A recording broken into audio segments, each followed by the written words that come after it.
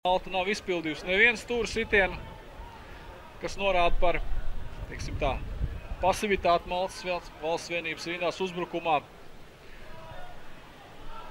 Un sitiens pa galvu neizdevās. Uzbrukums turpinās un vārtī! 1-0! 1-0, 43. minūte. Un 8. numurs Ingars Stuglis, meta Latvijas Universitāte, ļoti labi šajā sezonā savās mājās uzņem Lietuvu.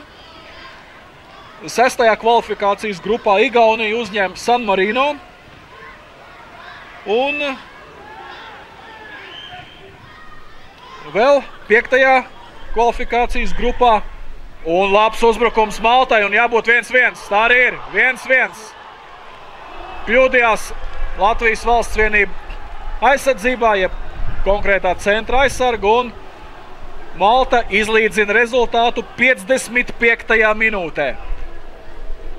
Rupi kļūdījās mūsu centra aizsargi.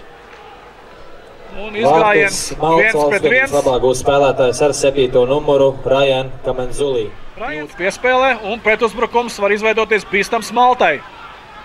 3 spēlētāji ir uzbrukumā. Un labs sitiens vārtī!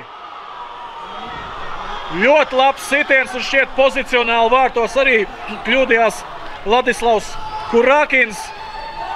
Ne īpaši spēcīgs, bet ļoti precīzs sitiens. Un Maltas valsts vienības sastāvā vārtus gūs spēlētājs ar 9. numuru Luke Montebello. Vienīgais izvirzītais uzbrucējs Luke